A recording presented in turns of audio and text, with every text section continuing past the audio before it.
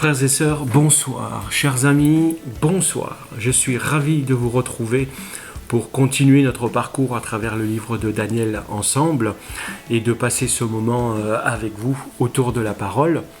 Avant d'aller plus loin, je vous invite à prier ensemble. Seigneur, merci pour la parole que tu nous donnes. Merci pour l'esprit aussi que tu nous donnes, parce que sans ton esprit, nous ne pouvons pas comprendre cette parole. Merci parce que cette parole, c'est elle qui nous permet de voir, Seigneur, tes promesses, tes conseils. C'est elle qui nous permet de pouvoir tenir ferme. C'est elle qui produit le fruit en nous et qui nous transforme par le Saint-Esprit. Alors que cette parole ne reste pas une lettre morte, mais qu'elle produise une transformation en nous et qu'elle nous donne l'assurance qui se trouve en Jésus-Christ. Merci Seigneur. Alors avant de continuer avec Daniel, je vous rappelle le verset de la semaine dernière qui se trouve dans Daniel même, au chapitre 7, le verset 14. Ce verset qui nous rappelle et qui nous dit qu'on lui donna la souveraineté à lui, c'est-à-dire à Jésus-Christ. La souveraineté et la gloire et la royauté. Et tous les peuples, toutes les nations, les hommes de toutes les langues lui apportèrent leur hommage. Et sa souveraineté est éternelle, elle ne passera jamais. Et quant à son royaume, il ne sera jamais détruit. Oui, ça c'est Daniel chapitre 7, verset 14. Aujourd'hui, j'aimerais vous encourager à continuer à vous tourner vers Dieu et à continuer à faire ce qu'il nous demande, ce qu'il vous demande de faire tant que l'on est sur cette terre, même si les temps sont difficiles, parce qu'il reste maître de toute l'histoire, de notre histoire de façon particulière et de toute l'histoire de toute l'humanité et de la rédemption. Alors, pour commencer, je vais commencer par le verset à mémoriser. Ce verset, il se trouve dans le psaume 5, et le chapitre 5 et le verset 3. C'est David qui dit cela. Il dit « Ô toi, mon roi, mon Dieu, sois attentif à mon appel, car c'est toi que je prie. » Ô toi, mon roi, mon Dieu, sois attentif à mon appel, car c'est toi que je prie. Lorsque David dit ça, que signifie, ce que ça veut dire, c'est toi que je prie? Eh bien, ça veut dire que c'est en toi que je me confie, c'est en toi que je confie toutes les choses, c'est entre tes mains que je remets toutes choses, c'est à toi que je m'attends pour s'occuper des circonstances de ma vie, pour s'occuper de moi. Et puis, on s'aperçoit que finalement, l'histoire se répète. Oui, je ne sais pas si vous avez déjà entendu cette expression, on dit souvent que l'histoire se répète. Certaines choses se répètent encore et encore. Une guerre en suit une autre. Un conflit en suit un autre. Une nation prend le contrôle d'une autre nation. Certains rois et dirigeants sont cruels et chaque génération, on retrouve ces choses. Ces gens prennent le pouvoir entre leurs mains, mais ils sont remplis de fierté et même d'arrogance. Rappelez-vous, il y a eu des esclaves à chaque génération. Et il y a même eu une loi qui avait été adoptée il y a à peu près 150 ans aux États-Unis pour mettre fin à l'esclavage. Mais aujourd'hui encore, dans pratiquement tous les pays, on trouve des esclaves. Donc, on dit que les gens qui ne connaissent pas l'histoire sont condamnés à la répéter, mais est-ce que ceux qui ne connaissent pas l'histoire sont condamnés à la répéter? Et puis, comment la connaissance de l'histoire peut nous protéger, justement, de ne pas reproduire les erreurs du passé? Si vous saviez ce que pouvait contenir l'avenir, ce qui allait arriver dans le futur, est-ce que vous seriez mieux à même de pouvoir vivre dans l'espérance, ou dans une attente de quelque chose? Daniel, lui, a eu une vision. Il a une vision assez spéciale. Cette vision lui a permis de voir l'avenir. C'est Dieu qui lui a permis de voir l'avenir. Daniel a eu cette vision alors qu'il vivait dans l'empire babylonien, au temps du roi Balthazar. Donc lorsqu'il a eu cette vision, il a eu peur de ce qu'il voyait. Et si l'on comprend cette vision, nous aussi, ça peut nous faire peur, même pour aujourd'hui. Mais cette vision, pour nous, est aussi comme un avertissement. Un avertissement que, oui, l'histoire se répète. L'histoire se répète. La dernière fois, nous avons parlé de Jean, dans Jean chapitre 10, où Jésus dit que nous avons un ennemi qui veut nous voler, nous tuer et nous détruire. Hein. Le peuple de Dieu a connu, connaît et connaîtra encore des temps difficiles, et cela jusqu'à ce que Jésus revienne. Et notre seul espoir se trouve en Dieu qui contrôle et qui maîtrise toutes choses. Si nous sommes entre ses mains, nous n'avons pas à craindre. Mais chaque génération doit choisir de faire confiance à la puissance de Dieu dans les moments qu'ils connaissent dans leur génération. Nous devons nous rappeler encore et encore que Dieu ne laisse jamais ses enfants combattre le mal tout seuls ou par eux-mêmes. Comme dans le chapitre 7, cette nouvelle vision que reçoit Daniel va s'inscrire dans le même cadre de la première vision qu'il a eue, et les choses vont se préciser pour lui. Cela nous montre que le livre de Daniel est un livre qui se suit, il y a une continuité, et que Daniel poursuit un seul but, c'est le livre de l'histoire du monde et des empires, qui en lien avec d'autres prophéties et qui met aussi en lien avec Israël et le peuple de Dieu, vont se succéder jusqu'à ce que celui par qui le royaume de Dieu sera établi reviendra. Daniel va nous montrer à travers ce rêve, que je vous invite à lire, que finalement l'histoire se succède et que c'est une bataille de pouvoir qu'il y a. Daniel au chapitre 8 à partir du verset 1er. La 3e année du règne du roi Balthazar, moi, Daniel, j'eus une nouvelle vision après celle que j'avais eue précédemment. Je regardais et je me voyais dans la cité fortifiée de Suse, dans la province d'Élam, et, dans ma vision, je me tenais près du fleuve d'Oulaï. Je levai les yeux et je vis un bélier qui se tenait devant le fleuve. Il avait de très hautes cornes. L'une d'elles, celle qui avait poussé la dernière, était plus grande que l'autre. Puis, je vis le bélier frapper en direction de l'ouest, du nord et du sud. Et aucune bête ne pouvait lui résister, et personne ne pouvait délivrer de son pouvoir. Il agissait à sa guise et il grandissait. Tandis que je réfléchissais, je vis un bouc arriver de l'Occident. Il parcourait toute l'étendue de la terre sans toucher le sol. Il avait une corne proéminente entre les yeux. Il parvint jusqu'au bélier à 2 cornes, que j'avais vu devant le fleuve, et se précipita sur lui avec violence. Je le vis arriver à sa hauteur et s'engager contre lui. Il le frappa et brisa ses 2 cornes. Le bélier n'eut pas la force de lui résister. Le bouc le jeta à terre et le piétina. Personne ne vint délivrer le bélier du bouc. Le bouc devint très grand, mais lorsqu'il était encore plein de vigueur, sa grande corde fut soudain brisée, et 4 cornes proéminentes poussèrent à sa place vers les 4 coins de l'horizon. De l'une d'elles sortit une très petite corne qui grandit démesurément vers le sud, vers l'est et vers le pays magnifique. Elle grandit jusqu'à s'attaquer à l'armée céleste. Elle fit tomber à terre une partie de cette armée et une partie des étoiles, et elle les piétina. Elle s'exalta au point de défier le prince de l'armée céleste. Elle mit fin au sacrifice perpétuel et bouleversa son sanctuaire jusqu'à ses fondations. Que comprendre, Cette vision-là porte sur 2 animaux. Daniel va voir 2 animaux que nous connaissons. Il va voir d'abord un bélier et puis un bouc. Le bélier qu'il va voir avait 2 cornes, mais ce qui est intéressant, c'est que l'une de ces cornes est plus grande que l'autre. Ce bélier avançait avec furie et frappait vers l'ouest, le nord, vers le sud. En fait, il avançait, il s'étendait dans 3 directions. Et il semblait avoir une telle puissance que personne ne pouvait l'arrêter. Et, il faisait ce qu'il voulait sans se soucier de quiconque, sans se soucier des autres.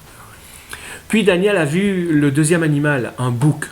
Ce bouc avait une seule et impressionnante corne entre les yeux. Et ce bouc va se déplacer lui aussi très rapidement et même sans toucher le sol. Il était tellement furieux lui aussi que personne ne pouvait l'arrêter. Ce bouc s'est avancé vers le bélier, il l'a violenté, il l'a massacré, il l'a tué, il l'a piétiné. Et puis le bouc, on voit qu'il était plus cruel que ce bélier. Il s'est emparé très rapidement de nombreuses terres, mais dans ce rêve, il est dit qu'il est mort jeune. Et 4 cornes ont poussé à sa place, après sa mort. Son pouvoir a été divisé en 4. Le pouvoir du bouc a été divisé en 4. Et puis, une petite corne est née parmi ces 4 cornes. Cette petite corne, elle était plus maléfique, plus cruelle même que le bouc et le bélier.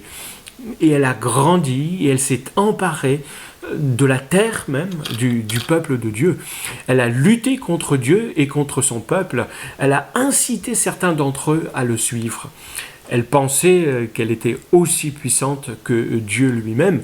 Elle a empêché le peuple de Dieu d'offrir des sacrifices, d'offrir leurs dons au seul vrai Dieu. Et puis finalement, la maison de Dieu a été détruite. Que peut-on y comprendre? Même Daniel qui regardait cette vision ne comprenait pas grand-chose. Donc Daniel a essayé de comprendre. Et c'est ce que je vous invite à lire. Daniel a demandé à comprendre et on a envoyé quelqu'un pour lui expliquer.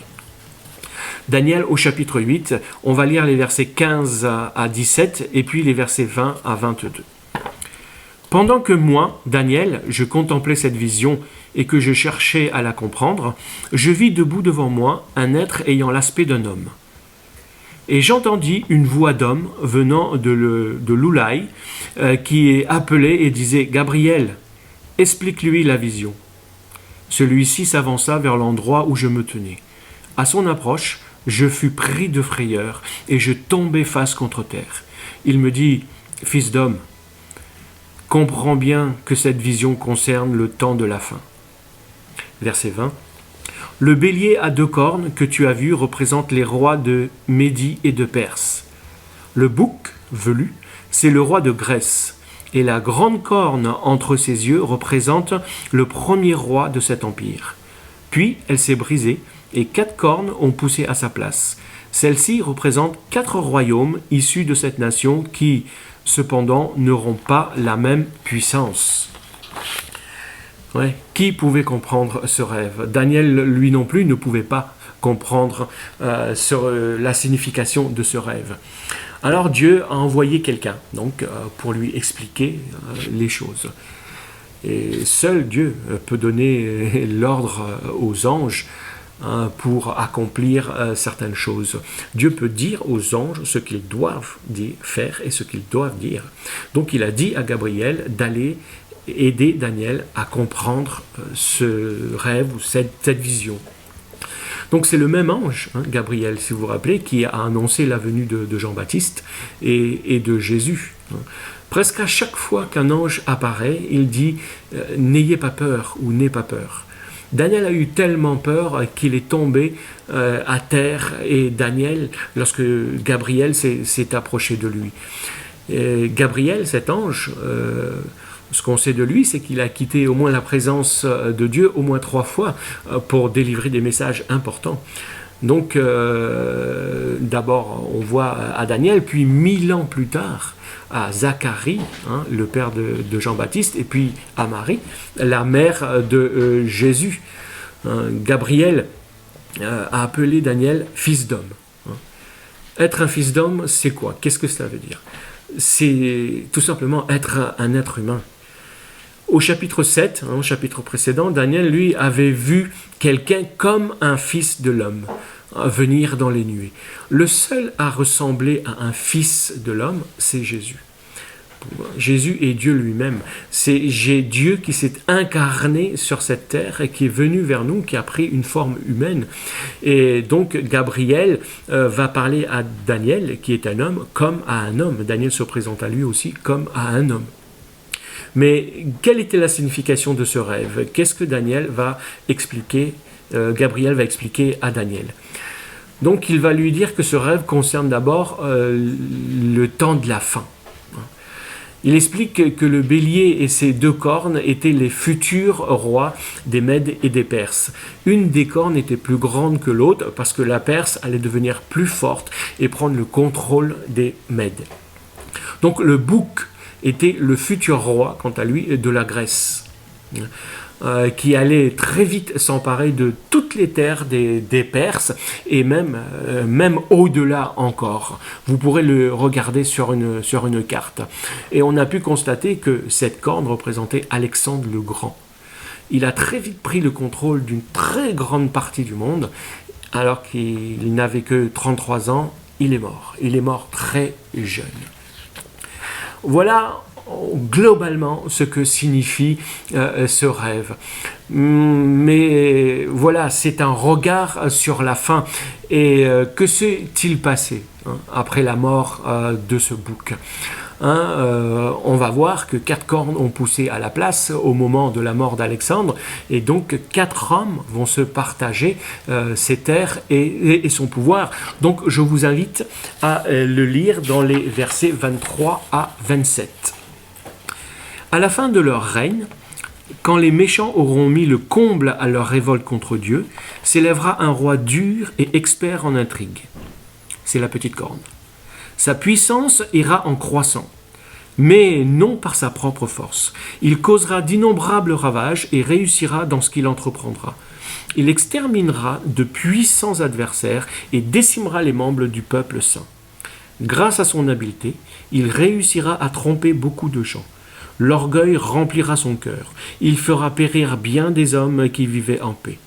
Il s'insurgera même contre le prince des princes, mais il sera brisé sans aucune intervention humaine.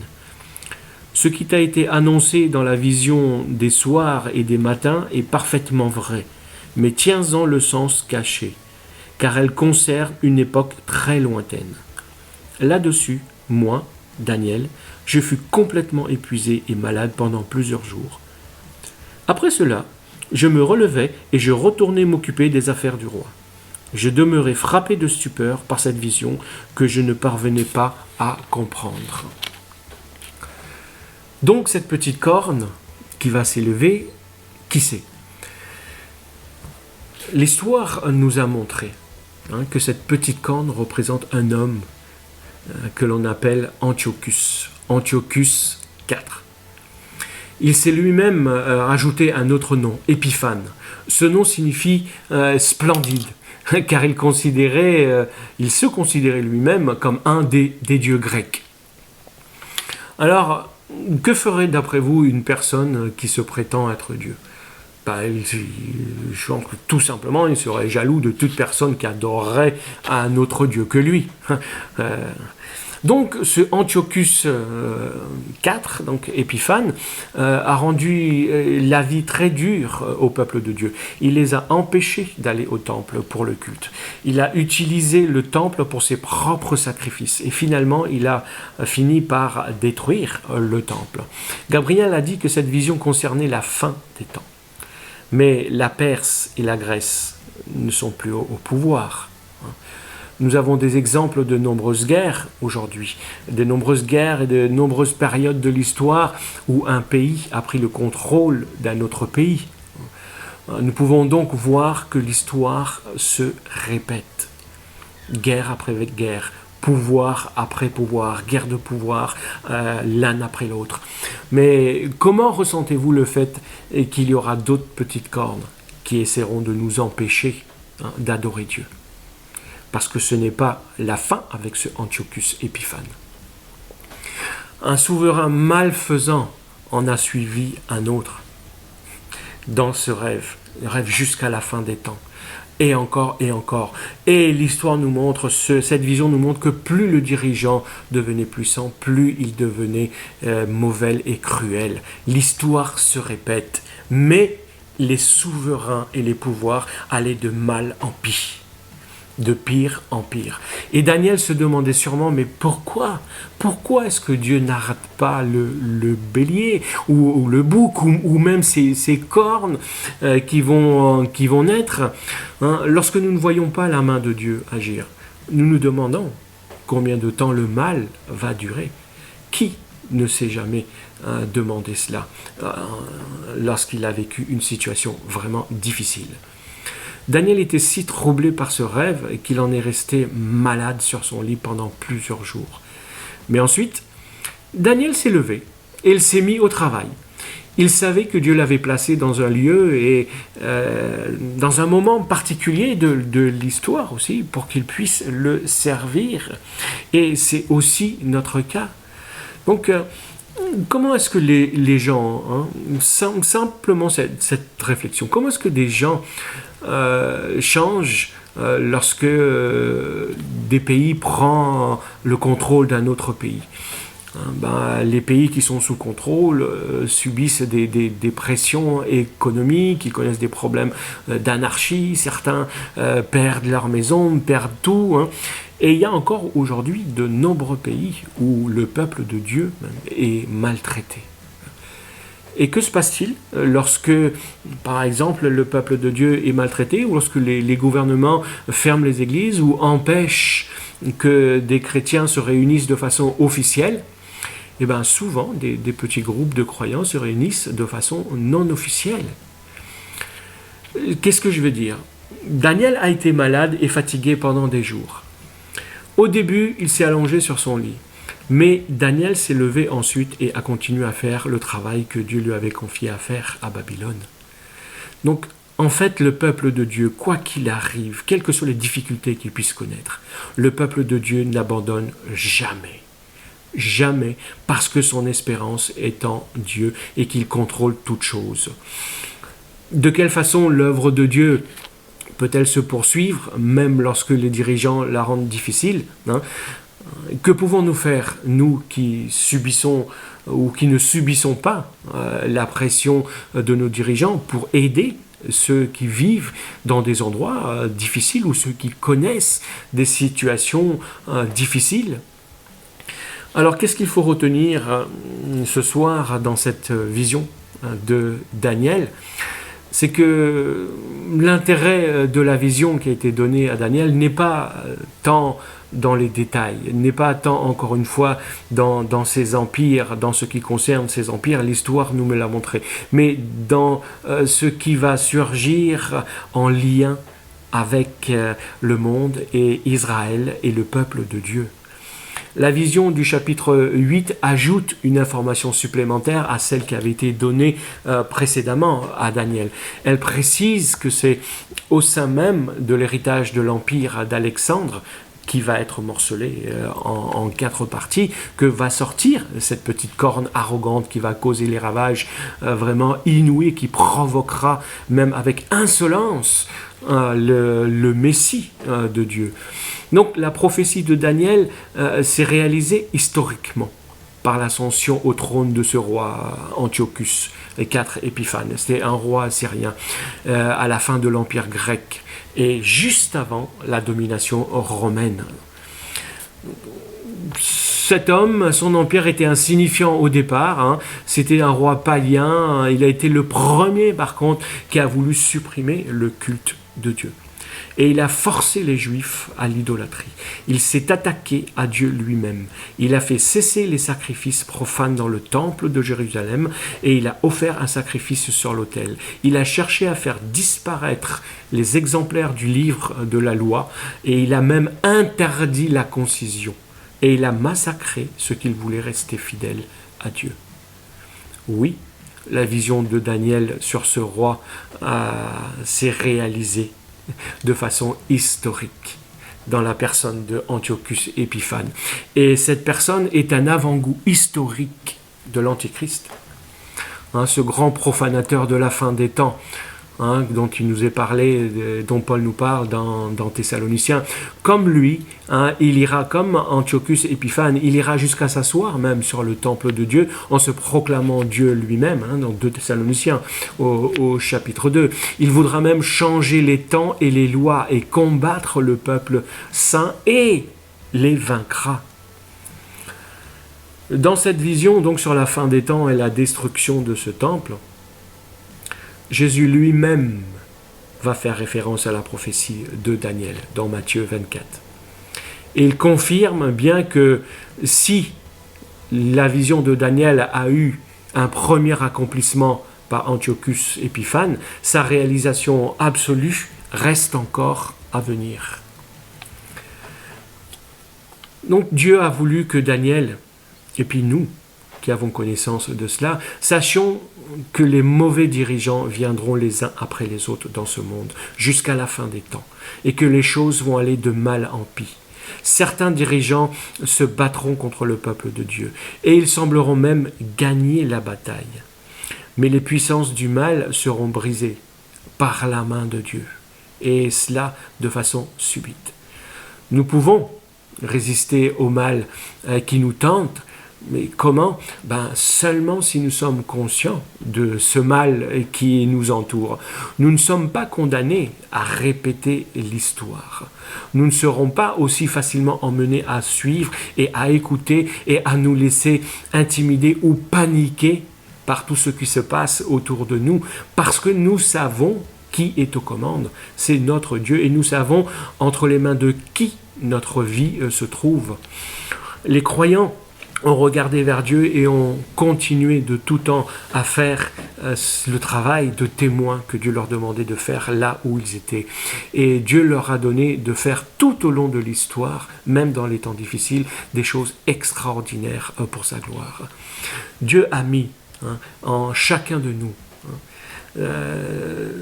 Dieu nous a mis plutôt dans des endroits bien particuliers, dans un temps particulier, pour que nous puissions le servir de façon particulière. Alors, le message, c'est que simplement, levons les yeux, prenons courage et occupons-nous de continuer à bâtir le royaume de Dieu, quoi qu'il arrive, parce que le temps ici-bas n'est pas encore arrivé à son terme et que nous allons connaître des temps de plus en plus durs. Alors je vous livre les sujets de réflexion pour ce soir. La première question est celle-ci. Est-ce que vous avez déjà remarqué comment l'histoire se répète dans votre propre expérience, sans que cela vous apprenne quelque chose? Alors, deuxième question, quels sont les moyens par lesquels l'œuvre de Dieu peut se poursuivre, même lorsque certains dirigeants rendent la tâche difficile aux croyants? Troisième question, comment voyons-nous la main de Dieu à l'œuvre dans ce monde? Quatrième et dernière question, certains d'entre nous ne subissent pas de pression de la part de leurs dirigeants ou de leurs supérieurs, quel que soit l'endroit où nous nous trouvons. Que pouvons-nous faire donc, pour aider les croyants, premièrement, qui vivent dans ces situations difficiles? Et donc revenons sur le verset à mémoriser, au chapitre 5, au verset 3 des psaumes. C'est David qui dit « Ô toi, mon roi, mon Dieu, sois attentif à mon appel, car c'est toi que je prie. » Oui. Et je veux le lier à un autre verset qui se trouve dans le chapitre 4 des Actes au verset 29. C'est les apôtres qui prient les disciples et qui disent « Maintenant, Seigneur, vois comment ils nous menacent. » Parce qu'ils étaient persécutés. Et donne à tes serviteurs la force d'annoncer la parole avec une pleine assurance. Oui, maintenant, Seigneur, regarde comment ils nous menacent, vois comment ils nous menacent, et donne à tes serviteurs la force et le courage d'annoncer la parole de Dieu avec assurance.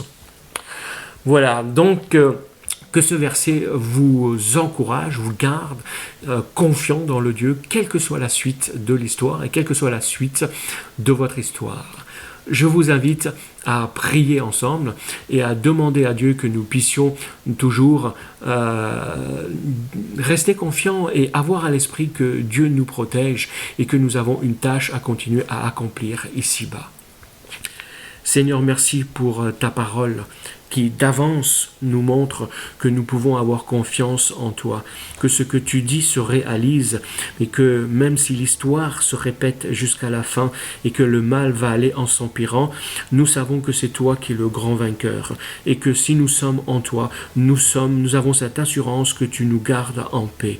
Merci Père, parce que tu conduis l'histoire, tu conduis notre histoire, et tu es celui qui est le grand vainqueur, et qui est le maître de l'histoire. À toi toute la gloire, Père, dans le nom de Jésus. Amen. À mercredi prochain. Que Dieu vous bénisse.